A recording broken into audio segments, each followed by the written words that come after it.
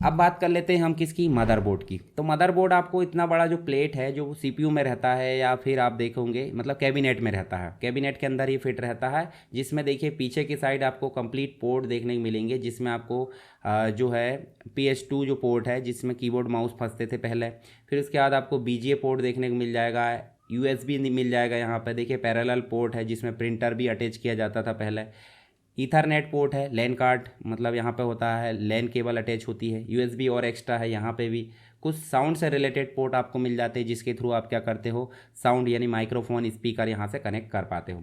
एक बैटरी मिल जाती है जो डेट एंड टाइम की सेटिंग को या जो आपकी सीमोस सेटिंग को स्टोर कर रखती है, इसलिए सीमोस बैटरी उसे बोल देते हैं। उसके अलावा बहुत सारे रजिस्टर है, देखिए यहाँ पे चिप वगैरह लगी होती है, तो ये सारी चीज़ें आपको यहाँ पे देखने को मिल जाती है। ये हो जाता है आपका हीट सिंक, ये हीट सिंक हो जाता है। तो हीट सिंक क्या करता है, हीट सिंक आपकी जितनी भी हीट होती है मदरबोर्ड में या जो भी सिस्टम में, उसको सिंक करने का काम करता है, यानी कि एग्जॉस्ट का काम करता है। उसके अलावा यहाँ जो है आपका CPU प्रोसेसिंग डिवाइस जो प्रोसेसर होता है वो अटैच किया जाता है। बाकी यहाँ पे आपकी जो है रैम अटैच की जाती है, रैम मतलब रैंडम एक्सेस मेमोरी, 2 स्लॉट दिए रहते हैं। आप चाहे तो यहाँ पे चार लगा सकते हैं, आप चाहे तो यहाँ पे 8 लगा सकते हैं, पर ध्यान रहे जब भी आप यहाँ पे असेंबल करवाओगे तो दोनों स्लॉट में बराबर मेमोरी होना चाहिए, या तो एक ही स्लॉट में लगा लो, पर फ्लक्चुएशन होगा तो दिक्कत होगी। इसके अलावा पावर कनेक्टर यहाँ पे देखने को मिल जाता है, SMPS से जो पावर आता है वो यहाँ पे आ जाता है।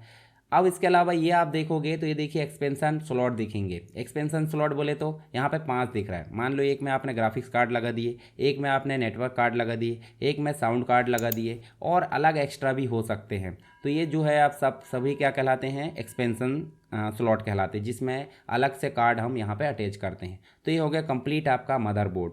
मदरबोर्ड जो है आपका एक प्रकार से बेसिक सिस्टम यूनिट है जिसके अंतर्गत सारी डिवाइसेस कनेक्ट होती है। अगर मदरबोर्ड ना रहे तो काम यहाँ पे नहीं होगा। जिस प्रकार घर में मम्मी नहीं रहती तो सारा घर जो है बिखर जाता है, उसी प्रकार कंप्यूटर में मदरबोर्ड ना रहे तो क्या हो जाता है, सारी चीज़ें कनेक्ट नहीं हो पाएगी और कंप्यूटर हमारा काम सही ढंग से नहीं करेगा, या तो करेगा ही नहीं, ऐसा हम मान लेते हैं। मतलब एक प्रकार से सारी डिवाइसेस को आपस में जोड़कर कम्युनिकेशन कराने का काम या संचार कराने का काम कौन करता है, मदरबोर्ड करता है। ठीक है, मदरबोर्ड के अंतर्गत ये बेसिक चीज़ें हैं जो आप पढ़ सकते हैं। जैसे हम उदाहरण के रूप में लें तो मदरबोर्ड का आविष्कार 1981 में IBM के द्वारा शुरुआत में इसका नाम प्लानर से किया गया था। तो ये भी आप थोड़ा सा ध्यान रखिए ताकि आपको थोड़ा सा पता चल जाए। इसको अलग अलग नामों से जाना जाता है, जैसे मेन बोर्ड इसे बोल देते हैं, मेन सर्किट बोर्ड है, MB भी बोल देते हैं, M बोर्ड है, बैक प्लेन बोर्ड भी बोल देते हैं, बेस बोर्ड है, सिस्टम बोर्ड है।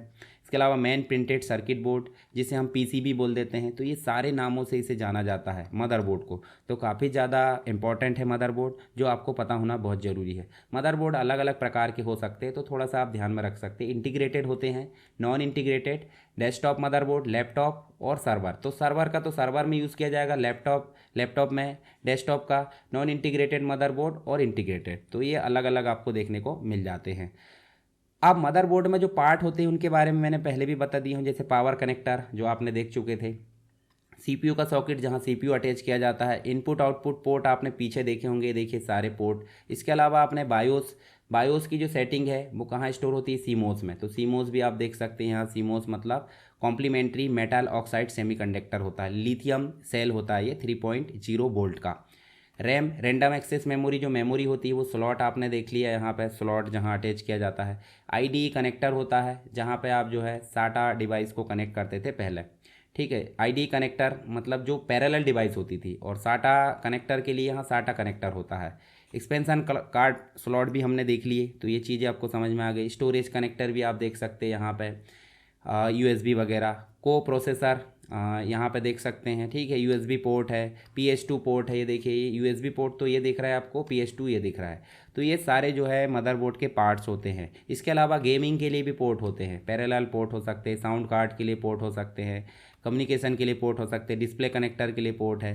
तो ये सब जो है मदरबोर्ड के बैकग्राउंड में सारी चीज़ें कनेक्ट हम कर सकते हैं। तो यहाँ पे हमने मदरबोर्ड के बारे में बेसिक चीज़ें जाना। हिस्ट्री आप एक बार पढ़ लेना, जैसे 1981 से कहानी शुरू हुई, फिर धीरे धीरे टेक्नोलॉजी एडवांस होती गई, और आगे जाकर जो है अभी आपको सबसे ज़्यादा देखिए अभी फेमस मदरबोर्ड की अगर बात करें तो आप गूगल करोगे। गूगल कैसे भाई, गूगल में जाओगे और गूगल में बोलोगे मदरबोर्ड, फेमस मदरबोर्ड कंपनी, तो आप ऐसे कंप्यूटर मदरबोर्ड लिख सकते हैं। तो जो भी लिस्ट आएगी आप मुझे कमेंट बॉक्स में बताना। और ये टास्क है आपके लिए, मतलब मैं ये पता करना चाहता हूँ कि आप गूगल चलाते हैं तो गूगल चलाते आपसे बनता है कि नहीं। बिल्कुल बनता होगा, सभी से बनता है। तो गूगल में आप बोल भी सकते हैं ना फेमस कंप्यूटर मदरबोर्ड कंपनी, तो आप लिस्ट आएगी, लिस्ट को आपको कमेंट बॉक्स में लाकर पेस्ट करना है या लिख देना, जैसे आपकी मर्जी। आगे देखते हैं तो देखिए यहाँ पे आपको लिस्ट भी दिख रही, पर आप खुद सर्च करके इसको पेस्ट करोगे। सीपीयू सेंट्रल प्रोसेसिंग यूनिट, जिसके अंतर्गत आपको एएलयू अर्थमेटिक लॉजिक यूनिट देखने को मिल जाती है। दूसरा कंट्रोल यूनिट, तीसरा बफर मेमोरी यानी कि रजिस्टर देखने को मिल जाता है, जो इंटेल का काफ़ी फेमस है। ठीक है, आगे चल के बहुत सारे देखो इंटेल के अलावा भी बहुत सारी चीज़ें यहाँ देखने को मिल जा रही है। तो ईवो सीरीज़ भी आने लगी है। इसके अलावा आपको माइक्रोसॉफ्ट का कोपायलट भी आने लगा है, और बहुत सारी चीज़ें ऐसी आने लगी जो इंटेल को थोड़ा सा प्रसिद्धि कम कर रही है उसकी। पावर सप्लाई, ये एसएमपीएस है जिसमें पावर सप्लाई कनेक्ट होती है, और ये जो है आपके कंप्यूटर में अटैच होते हैं, मतलब स्टोरेज के लिए या सीडी राइटर या जो भी चीज़ बोल दो आप। ठीक है, मतलब जो वोल्टेज है हाई वोल्टेज को लो वोल्टेज में कन्वर्ट करने का काम करता है कौन, पावर सप्लाई है एसएमपीएस। उसके बाद वीडियो कार्ड, जो हमने एक्सपेंशन कार्ड देखे थे तो वो उसमें फंसता है ये, जैसे एनवीडिया का हो सकता है। एनवीडिया जो है एक प्रकार से फेमस वीडियो कार्ड वाली कंपनी है, जिसके अंतर्गत आपको दो चीज़ें मिल जाती है, GTX और एक मिल जाता है RTX। ठीक है, दोनों आपको देखने को मिल जाते हैं। अब एनवीडिया के जो बनाने वाली कंपनी, जैसे आपको MSI भी देखने को मिल जाती है, एसूस देखने को मिल जाती है, अलग अलग कंपनी के द्वारा जो है एनवीडिया के कार्ड बनाए जाते हैं, जो कि वीडियो यानी कि ग्राफिक्स प्रोसेसिंग या वीडियो प्रोसेसिंग में हेल्प करते हैं कंप्यूटर में, गेमिंग के लिए भी हेल्प करते हैं।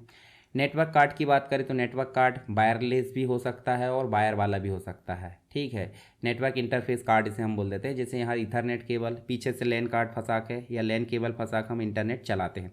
या फिर लैपटॉप में आपको लैन कार्ड फंसाने की ज़रूरत नहीं लैन केबल की, तो ये एंटीना जैसे इनबिल्ट होता है उसमें। उसके बाद ब्लूटूथ की बात करें तो ये अटैच भी हो जाता है और अंदर भी हम देख सकते हैं इनबिल्ट भी होता है लैपटॉप वगैरह में।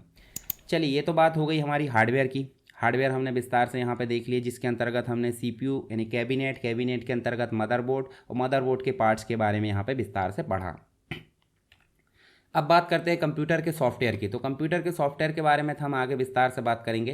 कंप्यूटर के सॉफ्टवेयर होते क्या है, तो जब भी हम कंप्यूटर में काम कराना चाहते हैं तो हमको कुछ ना कुछ निर्देशों की ज़रूरत पड़ती है। यानी कि हम सिंपल बोलें तो कंप्यूटर हार्डवेयर है, हार्डवेयर को मैनेज करने के लिए हमको कोई ना कोई निर्देशों के क्रम या एक सॉफ्टवेयर की ज़रूरत पड़ती है, जो इस हार्डवेयर को यूज़र के अनुसार यहाँ पर मेनटेन किया जा सके। तो आप सिंपल देखोगे तो यहाँ पर आपको देखिए जो हार्डवेयर है, CPU, माउस, कीबोर्ड, बहुत सारी चीज़ें देखने को मिल जाती है हार्डवेयर। और यहाँ पे देख लो यूज़र, तो हार्डवेयर और यूज़र के बीच में कम्युनिकेशन कौन करता है, सॉफ्टवेयर। कौन कौन से सॉफ्टवेयर होते हैं, तो बेसिक आपका सिस्टम सॉफ्टवेयर होता है, जो मुख्य रूप से कंप्यूटर को कार्य करने योग्य सक्षम बनाता है, जैसे ऑपरेटिंग सिस्टम और अन्य चीज़ें हो सकती है। अब जैसे सिस्टम कैपेबल हो गया काम करने के लिए, तो ज़रूरत पड़ जाती है हमारी रिक्वायरमेंट के अनुसार, यानी कि हमको समय समय पर अलग अलग सॉफ्टवेयर की ज़रूरत पड़ती है। जैसे आपको फ़ोटो एडिटिंग करना है तो आपको फोटोशॉप की ज़रूरत पड़ेगी, वीडियो एडिटिंग करना तो आपको प्रीमियर प्रो की ज़रूरत पड़ेगी, आपको एनिमेशन वगैरह बनाना तो आफ्टर इफेक्ट की ज़रूरत पड़ेगी। तो सब क्या है, ये सब जो है आपके एप्लीकेशन सॉफ्टवेयर है। जैसे आपको MS वर्ड यानी कि आपको डॉक्यूमेंटेशन तैयार करना तो आपको MS वर्ड की ज़रूरत पड़ेगी, आपको सीट तैयार करना तो एक्सेल की ज़रूरत पड़ेगी, आपको प्रेजेंटेशन बनाना तो आपको पावर पॉइंट की ज़रूरत पड़ेगी, आपको एडिटिंग करना फोटोशॉप में तो ये इसकी ज़रूरत, डिज़ाइनिंग करना कोई पेज बनाना, तो ये अलग अलग जो सॉफ्टवेयर है वो सब क्या है, वो सब जो है एप्लीकेशन सॉफ्टवेयर की श्रेणी में आते हैं। तो इनको हम आगे और विस्तार से बात करने वाले हैं। चलिए अब बात करते हैं यहाँ पे यूज़र की। तो यूज़र, भाई मैं भी यूज़र हो सकता है, आप भी यूज़र हो सकते हैं, जो कंप्यूटर चलाते हैं वो सभी यूज़र को दो कैटेगरी में बांटा जाता है। एक तो हो जाता है नॉर्मल यूज़र और एक हो जाते हैं स्पेशल यूज़र। नॉर्मल यूज़र वो होते हैं जो डेली वाइज पे कुछ काम करते हैं, पर स्पेशल जो होते हैं जैसे साइंटिस्ट है, इसरो के जो वैज्ञानिक है जो स्पेशल काम कर रहे हैं कंप्यूटर का उपयोग करके, वो अलग स्पेशल यूज़र कहलाते हैं। तो यहाँ पे बिना यूज़र के कंप्यूटर काम नहीं करेगा। आप बात करोगे कि भाई AI आ गया है, नहीं, तो AI आ गया है तो AI को चलाने के लिए भी तो यूज़र की ज़रूरत पड़ेगी ना। AI खुद से काम करेगा क्या, नहीं, खुद से काम करेगा तो दिक्कत हो जाएगी। ठीक है, तो इंसान का जो भविष्य है वो खतरे में हो जाएगा अगर AI पूर्णतः काम करने लगा। तो इसलिए AI को चलाने के लिए भी कहीं ना कहीं यूज़र की ज़रूरत पड़ना है।